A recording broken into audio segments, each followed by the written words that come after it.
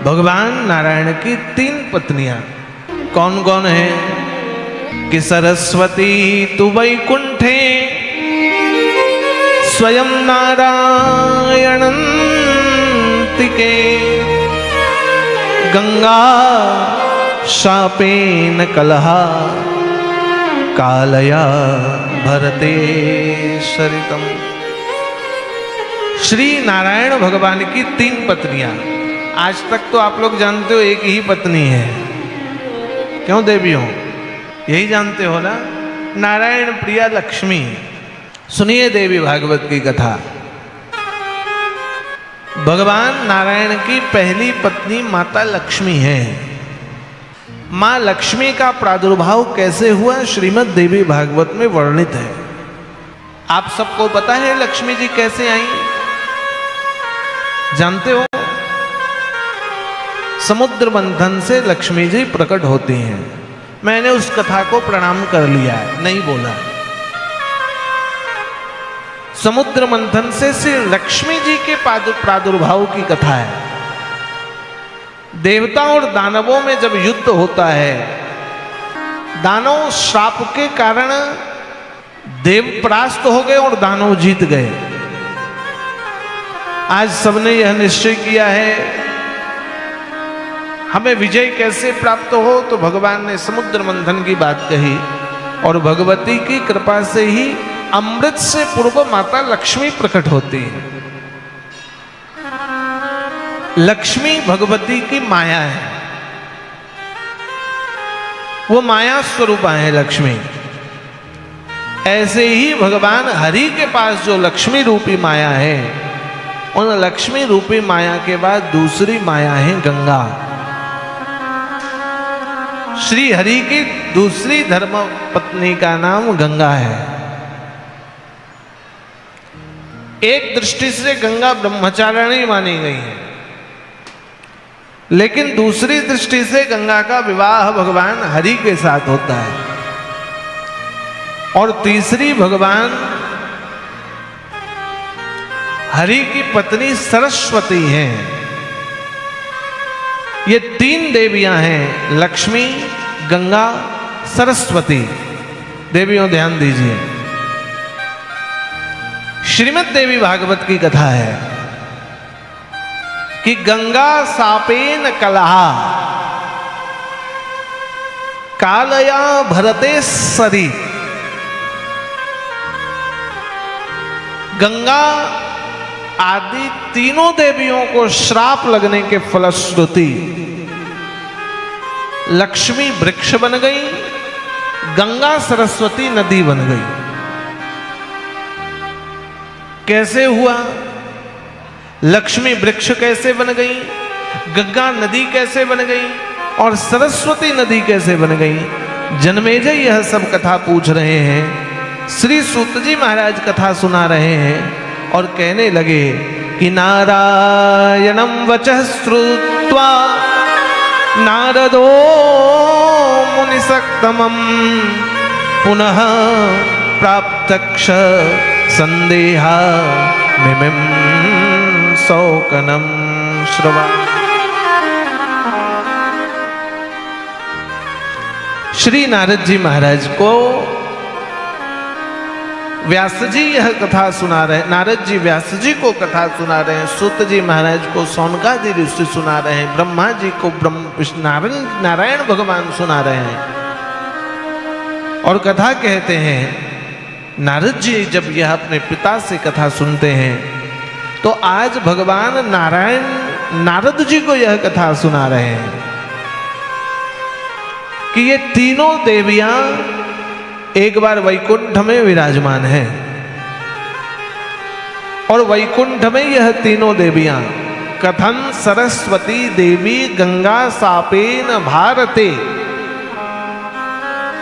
नारद जी ने पूछा कि फिर कैसे श्राप लगा, तो कहते वैकुंठ में तीनों देवियां विराजमान थी, भगवान हरि ने कोई बात कही, भगवान नारायण ने कोई बात कही, तो ये तीनों देवियां हंसने लग गई, बहुत जोर से हंसी। लक्ष्मी जी भी हंस गई, गंगा जी भी हंस गई, सरस्वती हंस गई। बंधुओं, हंसना कोई बुरा नहीं है, लेकिन हंसने पर किसी का तिरस्कार हो रहा हो तो बुरा है। हमारी हंसी कोई हंसी की बात है तो हंसा जाए। अब कोई दुखी है, वहां तुम हंसोगे तो आदमी क्या कहेगा? कोई मर गया, वहां तुम हंसोगे तो आदमी क्या कहेगा? इसलिए हंसना बुरा नहीं है, स्थान देख करके हंसना चाहिए। श्रीमद् देवी भागवत की कथा कह रही, भगवान हरि ने लक्ष्मी जी को समझाया, लक्ष्मी जी तो शांत हो गई। लक्ष्मी जी को समझाया तो गंगा क्रोधित हो गई और सरस्वती तो अत्यंत क्रोधित हो गई। सरस्वती जी को लगा कि भगवान हरि लक्ष्मी को ही अपना प्रिय मानते हैं, इसलिए कोई बात होती तो वो लक्ष्मी जी को कहते हैं। और फिर दूसरा, यदि किसी से स्नेह है भगवान को तो गंगा को है। गंगा चरणों में वास करती भगवान की, जिन चरणों से निकली गंगा।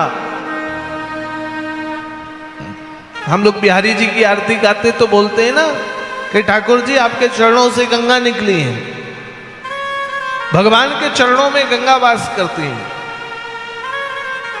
आज सरस्वती जी को लगा लक्ष्मी जी सदा सेवा करती हैं, गंगा चरणों पर वास करती हैं, मेरी तो कोई महत्वता ही नहीं है। और सरस्वती क्रोधित होकर गंगा को श्राप दे डाली इसी बात से कि गंगा तो इतनी अपने आप को श्रेष्ठ मानती है, मेरे से भी बातचीत कर रही, मेरे ऊपर हंस रही है। नारायण ने लक्ष्मी को समझाया, लक्ष्मी शांत हो गई, तू भी हंस रही है मेरे ऊपर। और यानी नारायण के कहने पर तुम सब मेरा उपहास उड़ा रही हो। लक्ष्मी तो प्रिया है, यह बात तो मैं जानती हूं, लेकिन गंगा तेरी कौन सी योग्यता है? मेरी योग्यता ज्यादा है। मैं विद्या की देवी हूं, मैं पाप नाशनी हूं, मैं पवित्रा हूं, मेरे द्वारा वेद रचित हैं, मेरे द्वारा वेदों का निर्माण होता है। मैं चाहूं तो विद्या का हरण कर लूं, मैं चाहूं तो विद्या प्रदान कर लूं। और भगवती सरस्वती ने गंगा को श्राप दे दिया कि अब तुम यहां देह रूप में विराजमान नहीं रहोगी, तुम तरल हो जाओगी, तुम बह जाओगी, तुम नदी बन जाओगी। जैसे ही गंगा को नदी बनने का श्राप लगा तो गंगा को लगा लक्ष्मी अपने आप को विद्या की देवी बोलती है, लेकिन इसको तनिक भी विद्या नहीं है, इसे अच्छे बुरे का कोई पता नहीं है। और भगवती गंगा क्रोधित होकर सरस्वती को श्राप दे देती है कि आप मुझे क्या श्राप दोगे? मुझे तरल होने का आपने श्राप दिया, मैं आपको श्राप देती हूं कि आप भी मेरी जैसी हो जाओगे, तुम भी देह में धारण नहीं रहोगे, तुम भी तरल हो जाओगे, बहने योग्य हो जाओगे। जैसे ही एक दूसरे को श्राप देने लगी तो लक्ष्मी जी बीच में आकर दोनों को समझाने लगी। भाई देवरानी, जेठानी और एक ये तीन हो गई, यहां तो एक होए तो बात समझ में आए, दो होए तो यहां तीन तीन। गंगा और सरस्वती के बीच में लक्ष्मी जी आकर के बस बचाने लगी। गंगा तो किसी प्रकार समझी, लेकिन सरस्वती तो इतनी क्रोधित हो गई कि सरस्वती ने लक्ष्मी जी को भी श्राप दे दिया। हम ही नहीं, तुम्हारे कारण हम लोग जल योनि में जा रहे हैं, इसलिए तुम भी नहीं बचोगी, तुम वृक्ष योनि पे चली जाओगी, तुम्हारा जन्म वृक्ष योनि पर हो जाएगा। जैसे ही कहा भगवान नारायण प्रकट हो गए और नारायण ने समझाया तीनों देवियों को, हे देवियां, आप आदि शक्ति हैं, आप अपने स्वरूप को ना भूलें, आप अपने मान को ना भूलें। आप अपने भान को भूल जाते हैं। आप लक्ष्मी की देवी हैं, आप विद्या की देवी हैं, आप पवित्रता की देवी हैं। आप तीनों से ही संसार चलता है, बिना धन के संसार की गति नहीं है। बिना विद्या के कार्य की गति नहीं है और बिना पवित्रता के कोई काम पूर्ण भी नहीं होगा। इसलिए हे देवियों, आप एक दूसरे को श्राप ना दें। आज भगवान की शरणागति पर आई और भगवान से प्रार्थना करती हैं कि प्रभु अब श्राप तो लग गया है, हमें आप इनसे मुक्ति के उपाय बताएं, हमारा कल्याण कैसे होगा, हम जाएंगे कहां। देवियों सुनिए ध्यान देकर, बहुत दिव्य अद्भुत कथा है। भगवान कहने लगे, गंगा तू गंगा बनकर के धरती पर अवतरित होगी।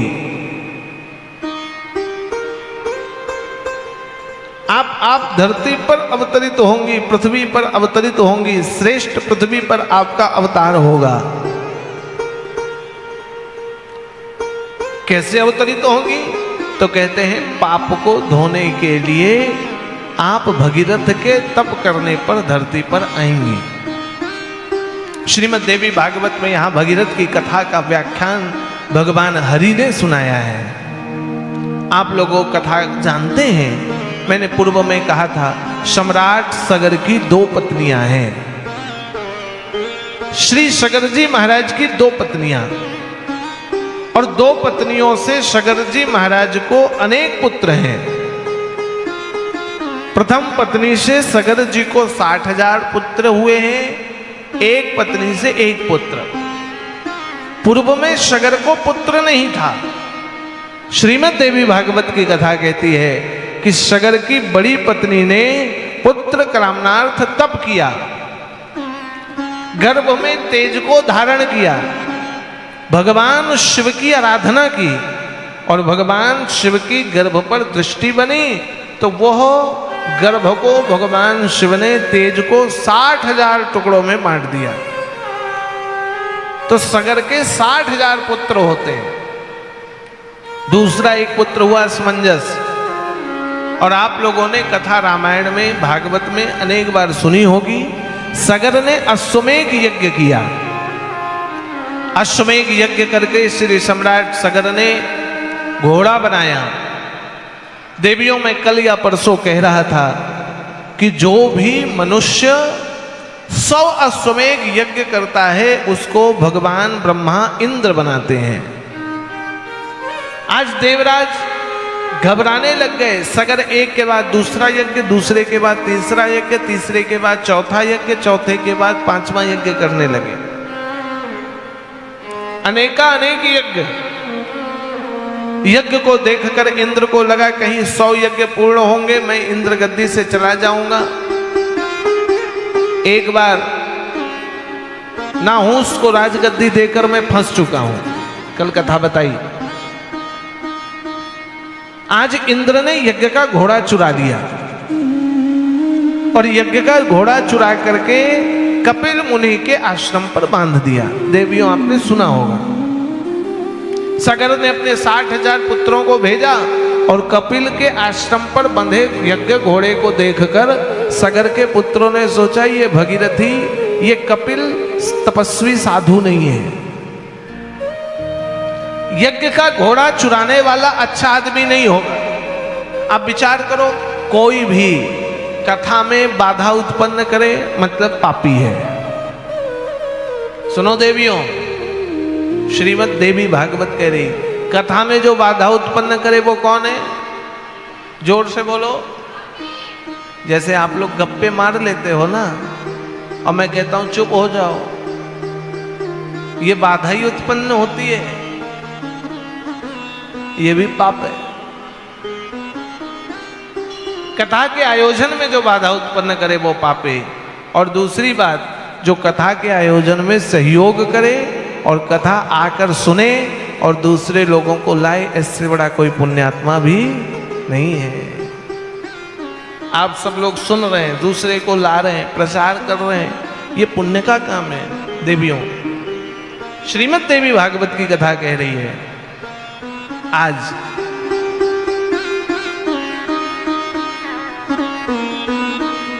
गंगा भगीरथ के पूर्वज सगर के 60,000 पुत्र भगवान कपिल को पापी मान करके अस्त्र शस्त्र उठाकर उनका वध करने के लिए चल पड़े। भगवान कपिल ने नेत्र खोला और कपिल के तप के प्रभाव से सगर के 60,000 पुत्र जल करके भस्म हो गए। तप में बड़ा पावर है देवियों,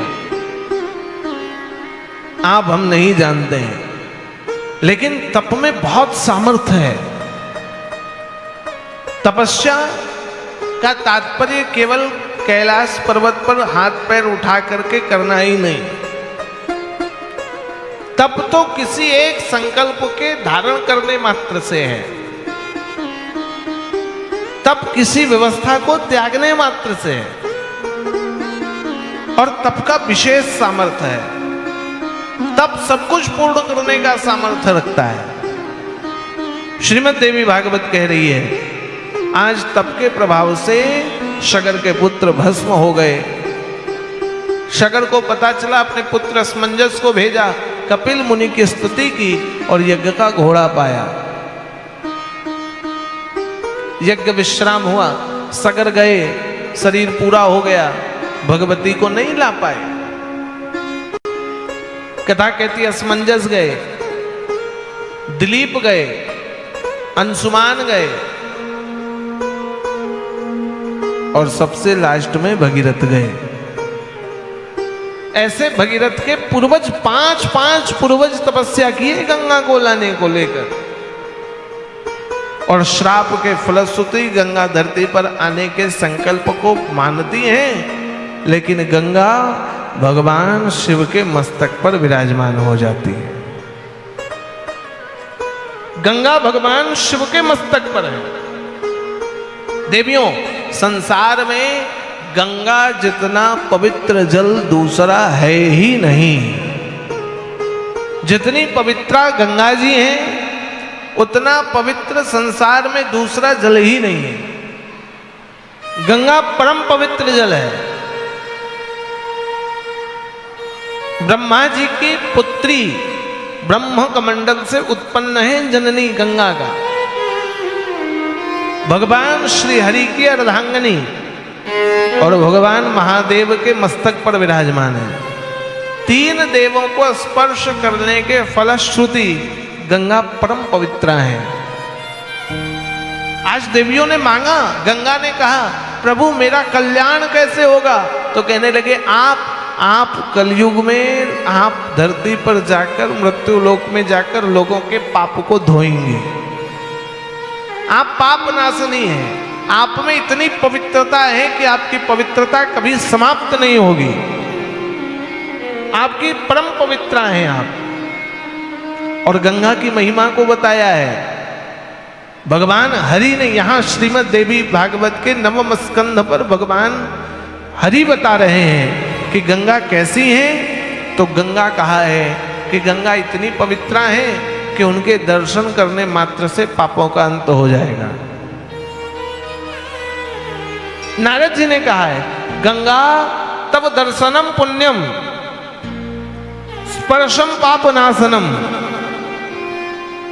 केवल गंगा का दर्शन ही पुण्य देने वाला है। देवियों, गंगा का दर्शन ही पुण्य देता है।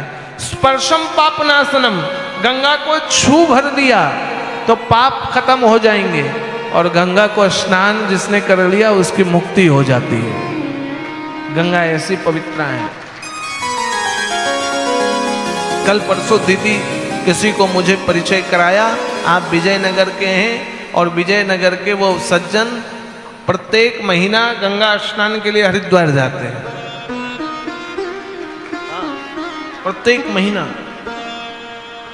हमने पूछा रुकते का? बोले रुकते नहीं है, यहाँ से गाड़ी पकड़ते, भोर में पहुंच जाते, घाट पे बैठते, नहाते धोते, वहीं भजन पूजन करते, कहीं भंडारा प्रसाद पा लेते हैं, और शाम में फिर ट्रेन पकड़ के वापस आते। बताओ, ये गंगा के प्रति उनकी श्रद्धा। गोमुख से आप भी हर महीने, हमारे आशीष जी भी हर महीने जाते हैं। गंगा परम पवित्र है और देवियों, गंगा जल प्रत्येक सनातनी के घर पर होना चाहिए। प्रत्येक घर में गंगा का पवित्र जल हो। हम तो सदैव गंगोत्री का जल अपने पास रखते हैं। खत्म हो जाए तो फिर गंगोत्री चले जाते हैं। अभी कम से कम 40 लीटर जल हमने गंगोत्री का अपने पास रखा हुआ है। वो खत्म नहीं, वो स्टॉक है। हमारे गुरु भाई लोग गंगोत्री रहते हैं, कोई भी आता है तो वो 10 लीटर 15 लीटर जल भेज देते हैं। और मेरा अभ्यास ऐसा बन गया है कि वो बोतल अपने पास रखते हैं गंगा जी के जल का। उसी जल से मैं तिलक लगाता हूं और उसी जल का 2 बूंद आचमन करके ही सारा काम शुरू करता हूं। प्रातः काल नित्य गंगा जल का आचमन करें। भगवान शंकर को गंगा जल अर्पित करने से मोक्ष की प्राप्ति होती है। शिव महापुराण में भगवान शिव के अभिषेक के वर्णन पर ऐसा वर्णन है। कार्तिक में गंगा के व्रत को करके गंगा स्नान करने का अत्यंत महत्व वर्णन है श्रीमद् देवी भागवत में। चूंकि इतना समय नहीं, मैं उतनी सब कथाएं ना कहूंगा। आप तो बस इतना समझ लें कि गंगा के दर्शन से पुण्य है, गंगा के स्पर्श से पाप का नाश है, और गंगा के तट पर किए गए प्रत्येक कर्म सैकड़ों गुना फल देने वाला है। ऐसा श्रीमद् देवी भागवत में भगवान हरि ने गंगा को आशीर्वाद दिया है और कहा, आपकी मुक्ति कलयुग के 5000 वर्ष पूर्ण होने पर हो जाएगी। भगवती गंगा को आशीर्वाद दिया, गंगा कलयुग के 5000 वर्ष 5500 वर्ष पूर्ण होने पर आपकी मुक्ति है। कलयुग कितने साल का हो गया जानते हो? जानते हो? कलयुग 5026 या 27 वर्ष का पूरा हो गया है। लगभग आप सोच लो 450 साल गंगा धरती पर और रहेंगी, फिर मुक्त है गंगा। और वैज्ञानिक तो और हम लोग भी देख रहे हैं, चूंकि मैं ऊपर गोमुख तक गया हूं। हमारे गुरु भाई, हम लोग गोमुख से ऊपर, और जिस प्रकार वहां का बर्फ खत्म हो रहा है, गोमुख जिस प्रकार गिर रहा है। पहले पूरा गोमुख की स्थिति थी, गुफा था, गंगोत्री से पैदल जाना पड़ता है। अब धीरे धीरे बर्फ खत्म हो रहा है, गंगा जमीन से निकलती है। हमें लगता बर्फ पिघलती, नहीं, जमीन से गंगा का प्रादुर्भाव है। वहां गोल गुफा जैसी है बर्फ की, उसके नीचे से भगवती प्रकट होती है। अब धीरे धीरे जलस्रोत कमजोर हो रहा है। वो तो गंगा में इतनी नदियों का विलय है, इसलिए गंगा इतनी बड़ी हो गई है। लेकिन देवियों, लगभग नदियां सूखते जा रही हैं, और वैज्ञानिकों का मानना है 50 से 100 साल में गंगा लुप्त हो जाएंगी। यहां तो देवी भागवत में भगवती ने भगवान हरि के मुख से कहा, गंगा आप कलयुग के 5500 वर्षों में आप पूर्ण हो जाएंगे, आपकी पवित्रता होगी। सरस्वती ने कहा, हे देव, हमारी क्या गति होगी? भगवती सरस्वती को कहा, आप विद्या की देवी होंगी। नदी रूप में आप विराजमान होंगी तो आप परम पवित्रा होंगी। लेकिन कलयुग के 5000 वर्ष पूर्ण होने पर आप विलुप्त हो जाएंगे। तो जानते हो, सरस्वती नदी विलुप्त हो ही गई। एक तो व्यास जी आदि का श्राप है, जहां से सरस्वती का उद्गम स्थल है वो जल बिल्कुल शून्य हो गया है। कुछ बचा भी है तो 2-4 साल 5 साल में वो भी खत्म। सरस्वती तो दर्शन मात्र के लिए भी अब ना बचेंगे। भगवती सरस्वती के लिए कहा, आप परम पवित्रा होंगी भगवती। आप जितनी पवित्रा दूसरी कोई नदी ना होंगी।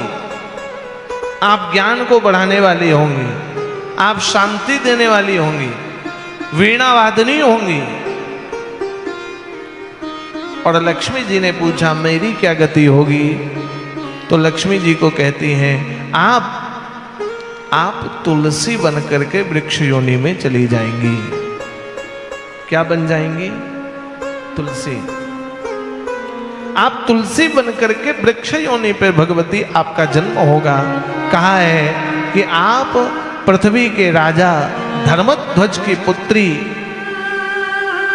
अयोनिज के रूप में आपका प्रादुर्भाव होगा। हे लक्ष्मी, आप अयोनिज बनकर के वहां प्रकट होंगे और शंखचूर नाम के राजा से आपका विवाह होगा।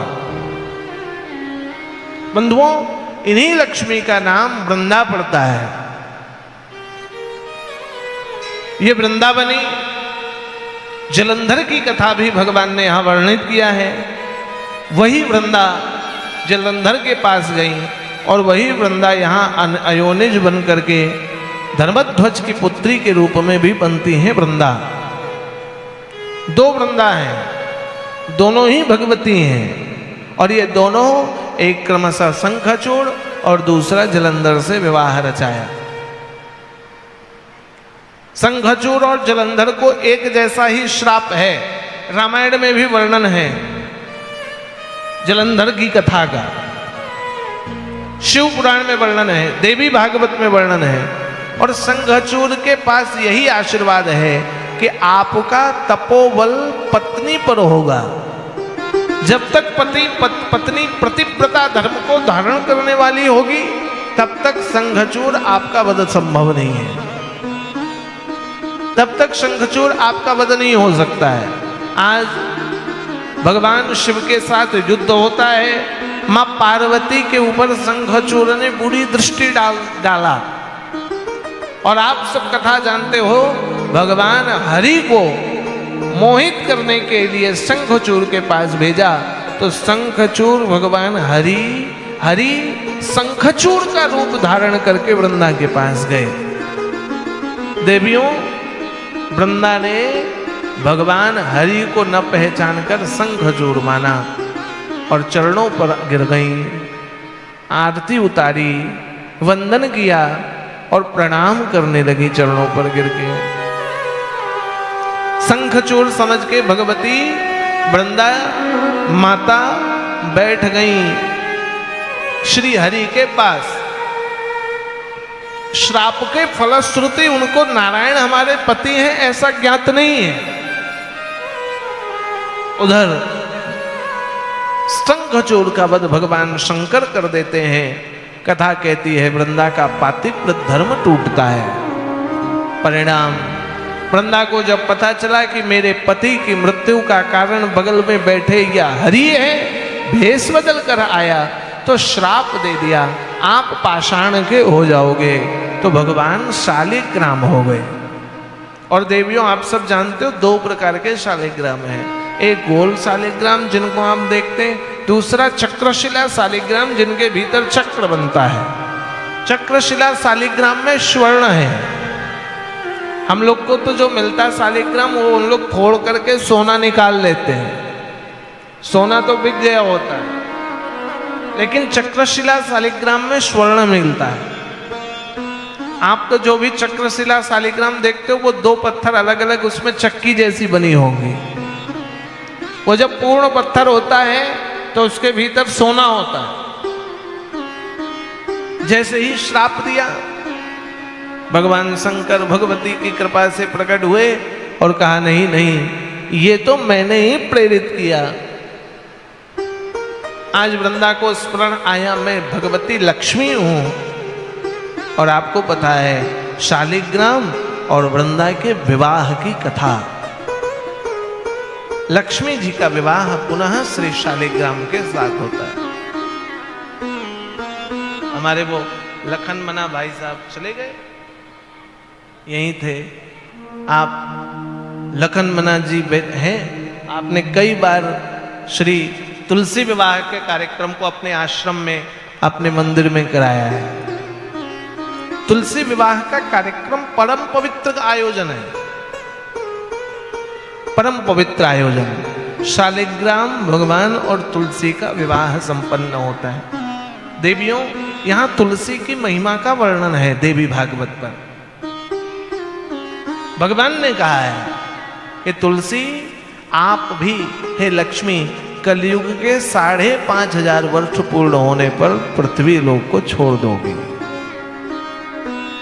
आज कथा में आने से पहले मैं आचार्य जी को बोल रहा था, अब तुलसी मैया भी 450 वर्ष बाद मिलेंगी नहीं।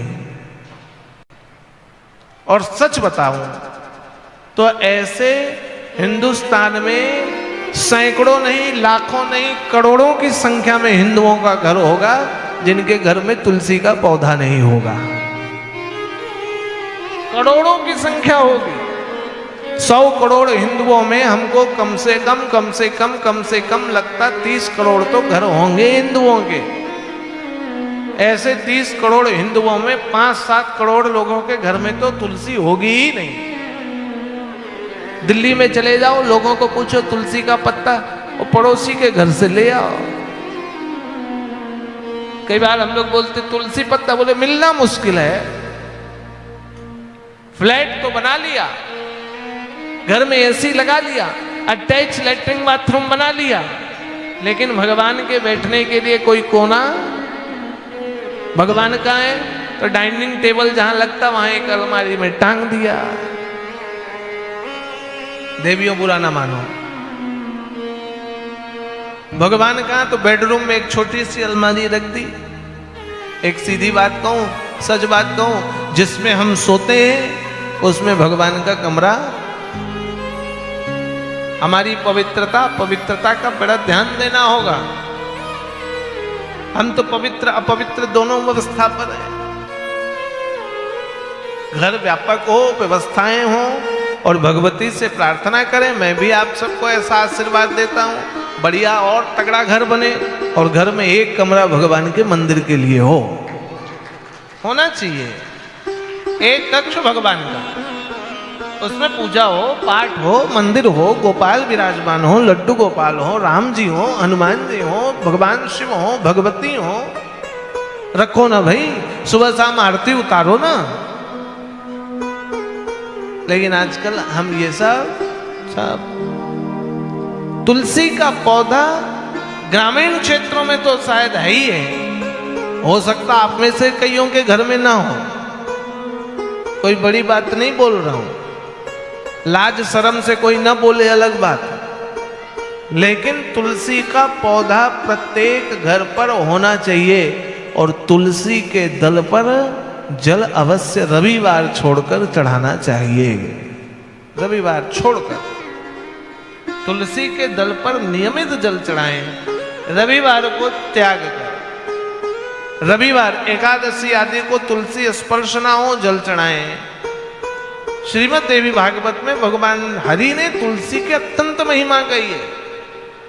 यहां तक कि अब तुलसी सूख जाती है, उसके काष्ठ को क्या करें आप जानते हो? मरने वाले व्यक्ति को, मरे हुए व्यक्ति की अर्थी पर यदि तुलसी के काष्ठ को रख करके उसकी अर्थी जलाई गई तो वह भगवान के धाम को प्राप्त हो जाता है।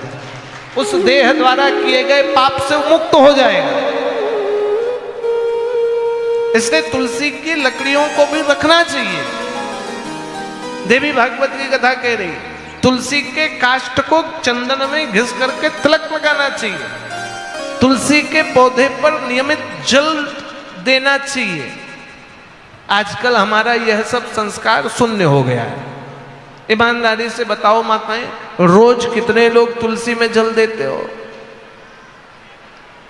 ईमानदारी वाले लोग, सच में? वाह वाह वाह, क्या बात। आप डेली देते हो तभी तो डेली कथा में आ रहे हो, और नहीं जो देते हैं देवियों वो दिलाएं। और दूसरी बात, आप ही न दें। अब मैं पूछूं, आपके पति कितने सबके डेली जल देते हैं? वो हाथ उठाओ जिनके पति भी देते हैं। ये देख लो संख्या।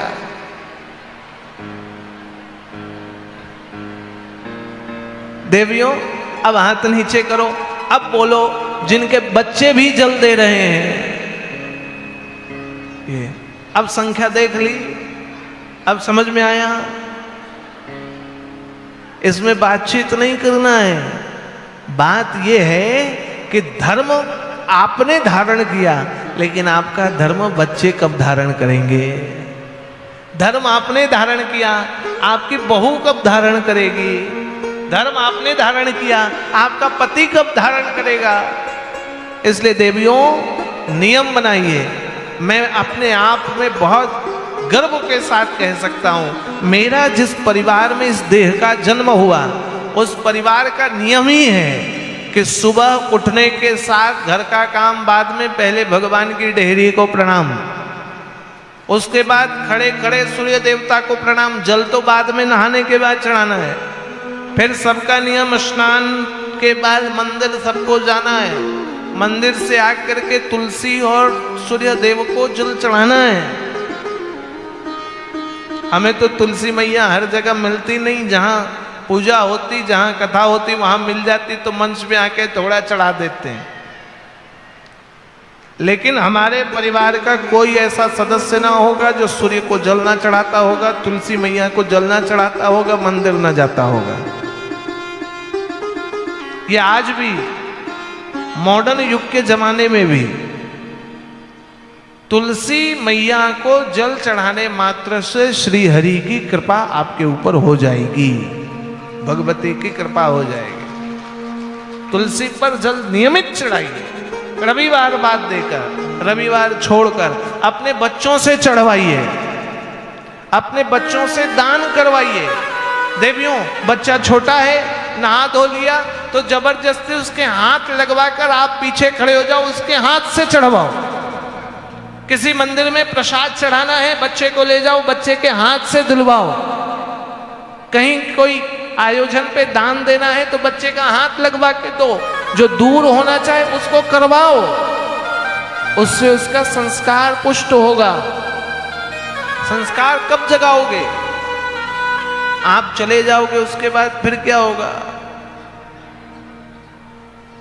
जानते हो, मेरा एक आश्रम है, उस आश्रम एक पहाड़ के ऊपर है। आज तक नहीं बताया, आज पहली बार कथा पे बोल दे रहा हूं। हमारी जन्मभूमि के पास लगभग 9 किलोमीटर दूर, हमारा नहीं है, एक पूज्य महाराज श्री थे, उनका शरीर पूरा हो गया, अभी भी मेरा नहीं है। वहां एक ब्रह्मचारी जी रहते हैं, लेकिन बस हमारा नाम जुड़ गया, हमारा है। उस आश्रम की महत्वता है कि वो छोटा पहाड़ में बना हुआ है, मां भगवती का दिव्य दरबार है, वहां जगन्नाथ जी का मंदिर है, भगवान शिव का मंदिर, श्री हनुमान जी का मंदिर। राजस्थान से ही, यहीं कहीं से, जयपुर से ही भगवती की मूर्ति ट्रक पर गई। 12-13 फुट की भगवती की मूर्ति, श्री गणेश जी, माता लक्ष्मी, कार्तिकेय जी और सरस्वती जी। भगवती महिषासुर मर्दन करने वाली मूर्ति यहीं जयपुर से कहीं से बनकर के यजमानों ने, कलकत्ता के यजमानों ने उनको बुलाकर बातचीत करके ले गए और भगवती की प्राण प्रतिष्ठा हुई। उस पहाड़ पर, उस पर्वत पर कृपा इतनी है कि बरसात होती है, पूरे पहाड़ में तुलसी स्वयं उग जाती है, तो उसका नाम ही तुलसी वन रख दिया है। एक वृंदावन है, वृंदावन मतलब तुलसी, तो हमने कहा वृंदावन वहां है, उस पहाड़ का नाम हम लोगों ने तुलसी वन कर दिया। तो सब लोग हमारे तुलसी वन के नाम से ही उस आश्रम को जानते हैं, इतनी तुलसी होती है। इसलिए तुलसी अत्यंत प्रिय है। देवियों, संस्कार जगाइए। श्रीमद् देवी भागवत में कहती है, माता लक्ष्मी तुलसी बन गई। ऐसी यह कथा श्रीमद् देवी भागवत की। पूछा आगे जन्मेजय ने अनेक प्रकार से कि प्रभु हमें बताइए, लेकिन उससे पहले एक छोटा सा भजन गाते हुए आगे कथा को ले चलते हैं। संक्षेप में कथाओं को कहूंगा, कुछ कथाएं रोक लेंगे ना आगे बार के लिए, सगरी कथा न सुनाऊंगा, कुछ कथाओं को प्रणाम करके, कुछ कथाओं को प्रणाम करके। कृष्णा दीदी इस बार कोने में जाके वहां बैठी हैं, एकदम कैमरे से बचने के चक्कर में। वहां गुप्त नवरात्रि में श्रीमद् देवी भागवत की कथा होगी, इसमें तनिक संशय नहीं। लेकिन कौन से गुप्त नवरात्रि में होगी, कब होगी? जब भगवती आदेश दे देंगी, कृष्णा दीदी पत्री लगा लेंगी, भगवती जब बोलेंगी, उस गुप्त नवरात्रि में श्रीमद् देवी भागवत की कथा हमारे तरफ से होगी। हम आएंगे, कथा करेंगे, भगवती की सेवा है। जब दीदी कह देंगी, भगवती कहेंगी, तब श्रीमद् देवी भागवत की कथा गुप्त नवरात्रि पर होगी। जैसा भगवती का आदेश होगा यहीं बैठकर करेंगे। मार पांडाल लगता तो गर्मी में तो हम लोग पसीना पोंछते मर जाते। आनंद से, कितना आनंद से, बरसात भी हो जाए तो टेंशन नहीं, धूप नहीं, छांव में बैठे, भगवती के दरबार पर बैठे। इसलिए कहो, हे माँ तू मेरा दामन खुशियों से आज भर दे। हे माँ तू मेरा दामन खुशियों से आज भर दे। हे माँ तू मेरा दामन खुशियों से आज भर दे। हे माँ तू मेरा दामन खुशियों से आज भर दे। उजड़े हुए चमन को, उजड़े हुए चमन को, उजड़े हुए चमन को, उजड़े हुए चमन को आके संवार दे तू।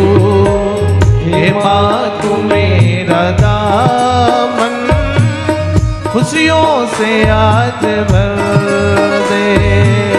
हे माँ तू मेरा दामन खुशियों से आज भर दे।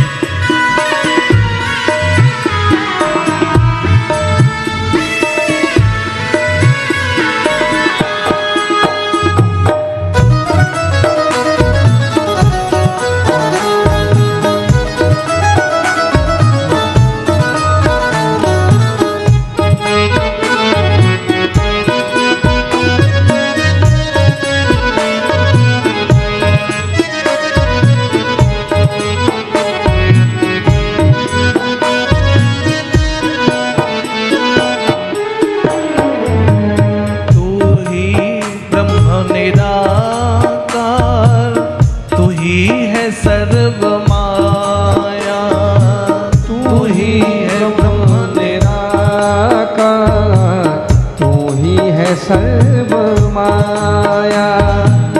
तू ही है ब्रह्म निराकार, तू ही है सर्व माया। तू ही ब्रह्म निराकार, तू ही है सर्व माया। दया माँ तूने सारा जहां बनाया। करके दया माँ तूने सारा जहां बनाया। करके माँ तूने सारा जहां बनाया। करके दया माँ तूने सारा जहां बनाया। आंचल की छाँव में माँ, आंचल की छाँव में माँ, आंचल की छाँव में माँ, आंचल की छाँव में माँ तू हमको भी बसर दे। हे माँ तू मेरा दामन खुशियों से आज भर दे। हे माँ तू मेरा दामन खुशियों से आज भर दे।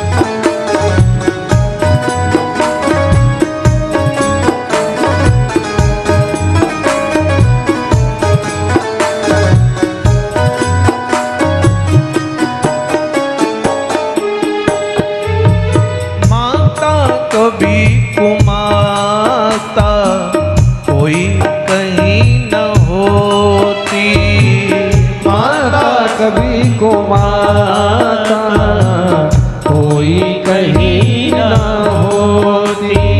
माता कभी को माता कोई कहीं न होती। माता कभी को माता कोई कहीं न होती। करती क्षमा वो सारी हमसे जो भूल होती। करती क्षमा वो सारी हमसे जो भूल होती। अरे करती क्षमा वो सारी हमसे जो भूल होती। करती क्षमा वो सारी हमसे जो भूल होती। कस्ती है डगमगाती, कस्ती है डगमगाती, कस्ती है डगमगाती, कस्ती है डगमगाती। तू भव पार कर दे हे माँ तू मेरा दामन खुशियों से आज भर दे। हे माँ तू मेरा दामन खुशियों से आज भर दे।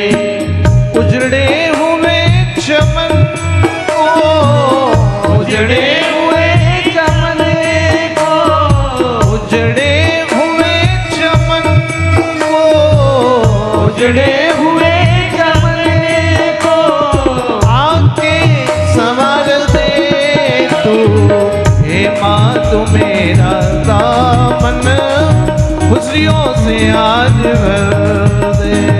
हे माँ तू मेरा दामन खुशियों से आज भर दे।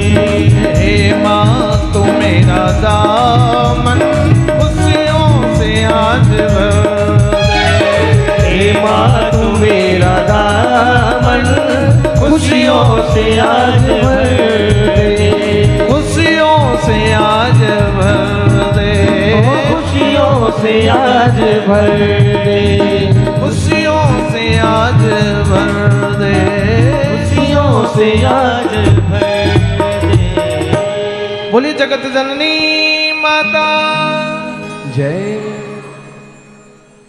हे माँ तू मेरा दामन खुशियों से आज भर दे। हे माँ तू मेरा दामन खुशियों से आज भर दे। उजड़े हुए चमन को, उजड़े हुए चमन को, उजड़े हुए चमन को, उजड़े हुए चमन को आके सवार दे तू हे माँ तू मेरा दामन खुशियों से आज भर दे। हे माँ तू मेरा दामन खुशियों से आज भर दे। भगवती मेरे दामन को खुशियों से तू आज भर दे। बंधुओं, मैंने कहा 3 श्राप के कारण ये तीनों देवी विविध रूप धारण करती हैं। ये 3 देवियां हुई, ये तीनों देवियां। पूछा कि लक्ष्मीं सरस्वतीं गंगा तुलसी विश्वपावनी एता नारायणं यैव चतश्च प्रिया इति। जो व्यक्ति तुलसी की वैकुंठाधिपति विराजमान भगवती गंगा की, और श्री लक्ष्मी जी की सदा पूजा करते हैं। श्रीमद् देवी भागवत में भगवान कह रहे हैं कि वो सब भगवान नारायण के प्रिया हैं, वो स्वयं नारायण स्वरूपा है।